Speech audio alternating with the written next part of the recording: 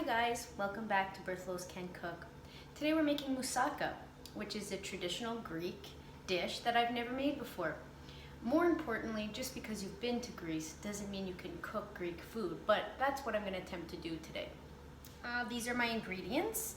Always better to cook fresh, but in this circumstance we can't. This is also not a recipe you can do in 2 minutes after you get home from work because there's a lot of steps.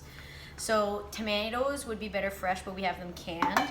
Also tomato paste, ground lamb, ultra lean, which I've never used before, an egg, garlic, onion, parmesan, which I can't stop eating, butter, ground salt and pepper, olive oil, flour, and there's basic spices like cinnamon, nutmeg, nothing that you wouldn't have in your kitchen. The most important ingredient is the eggplant. So you want to use 2 large eggplants or 3 medium-sized ones.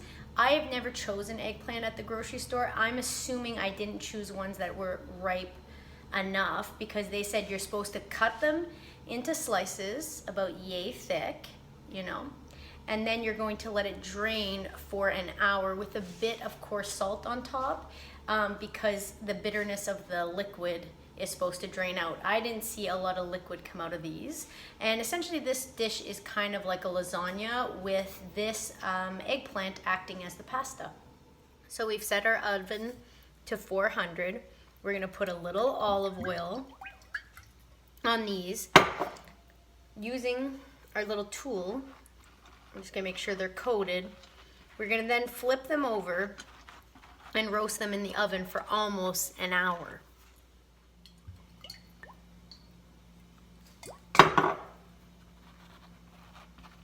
Now, while the eggplant is roasting, what we're going to be doing is working on the sauce.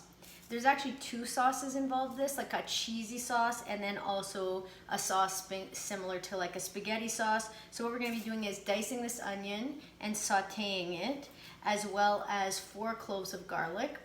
While that's sauteing, we're going to wait till the onions are practically clear. Then we're going to be adding the lamb, draining out any fat, if any left, and then diced tomatoes as well as our tomato paste. So we're gonna go ahead and do that, and I'll tell you what spices are involved. I'm just realizing how long this recipe is gonna take. I mean, they had to sit and drain for almost an hour. Then they have to roast for an hour. Then you have to mix the whole thing together, and it basically has to cook for another hour, like 3 hours. Anyway, some people love cooking, so it's not that big of a deal. We're gonna be putting our oil into our pan, and we're gonna wait for it to get hot. Then we're gonna be mixing in our onions as well as garlic. We wanna make sure things are finely chopped because we don't wanna get a mouthful of a giant piece of garlic. So we're gonna push this into there.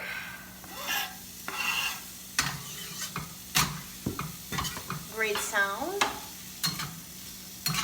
And then we're going to cook this for quite some time slowly. Everything in this recipe is cooked very slowly. Now we're adding in our ground lamb. Appetizing. We're going to be cooking it thoroughly, but it is going to be baked for quite a long time, so it's not necessary for it to be like overcooked at all. Well, it's never necessary for things to be overcooked. Yeah. I like that the spices for this are basically everything you already have in your house. Oh, I gotta drain the fat. Hold on, I was saying. So, a pinch of sugar, which I've noticed sugar adds quite a lot to spices. Brings out the flavor. Ground pepper, fresh ground pepper always, it's a really nice touch. Plus the sound is really satisfying. Same thing, ground salt, sea salt. Okay. This little bit of cinnamon. Obviously, you could measure everything. It's basically half a teaspoon of stuff, but when it comes to spices, Also ground parsley. It'd be great to have fresh parsley because that's what the recipe calls for, but we don't have that. Okay, and we're gonna stir it together. And then we're gonna open our cans and we're gonna add tomato paste, our tomatoes. And one thing I forgot that this recipe does ask for is a half cup of white wine. Cheers. I think it's perfect that I'm gonna have some leftover tomato paste as well as some leftover diced tomatoes because I'm only using a cup and a half because my next video is going to be pizza.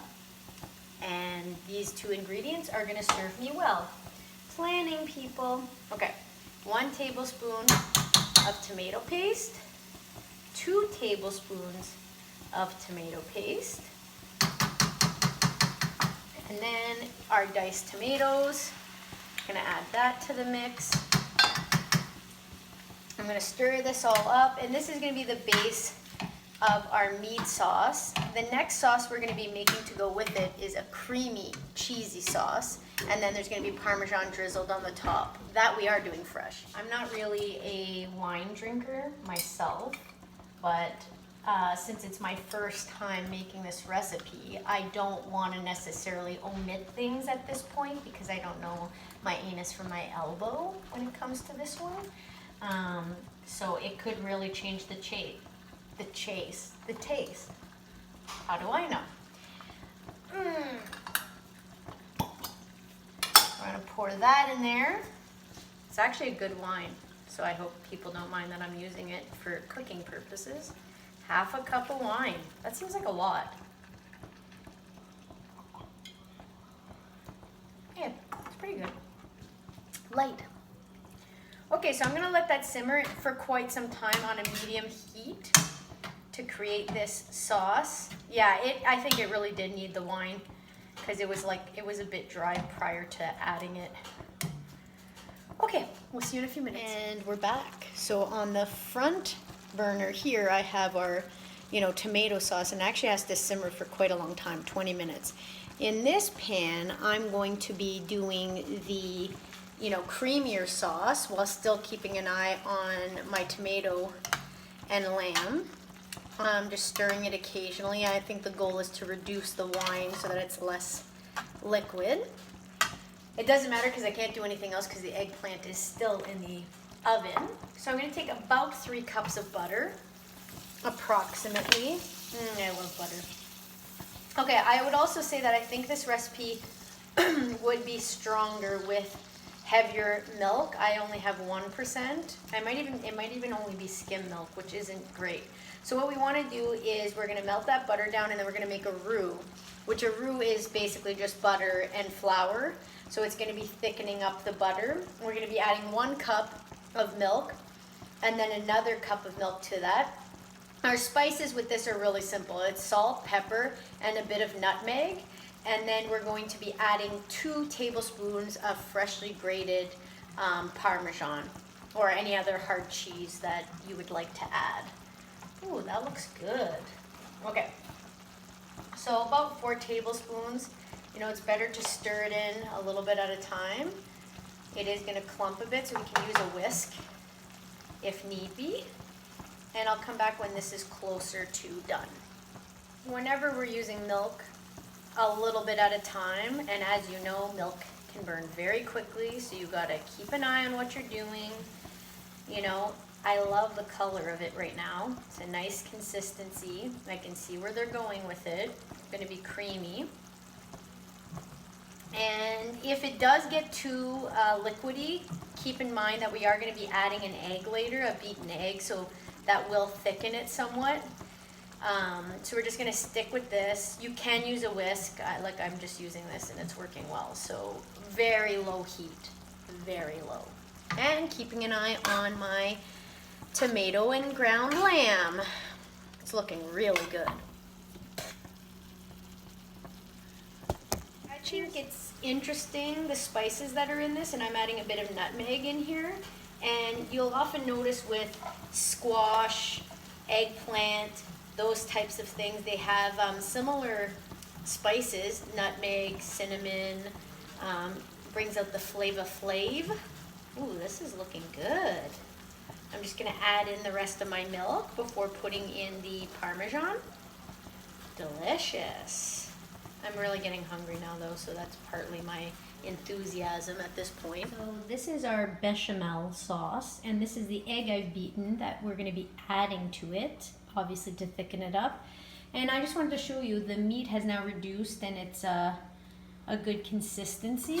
We're gonna be taking our eggplant out of the oven. So now I'm gonna be taking the eggplant out of the oven.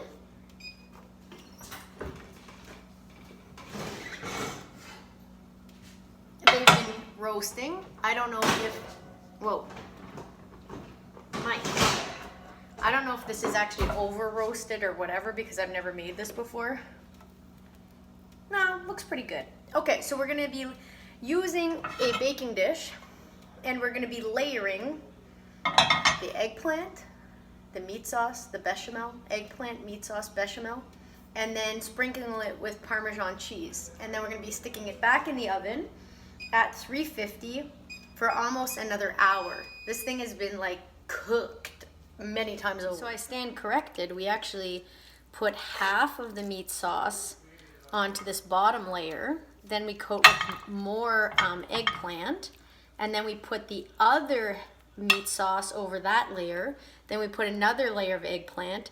And then we pour over the bechamel sauce once we've added our egg.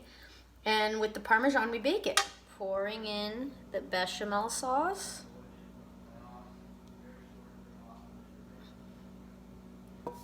Looks good. Adding the Parmesan. I wouldn't cook, in retrospect, the eggplant for as long as they said. My oven isn't hotter. It's actually generally cooler than most ovens, so I think that was overkill. Because they said you could also steam the eggplant, and maybe I would do that next time. So that's it, and then we're going to be putting it in the oven. Oh my god, it's so washed out. Can you even see that? There we go. Really good.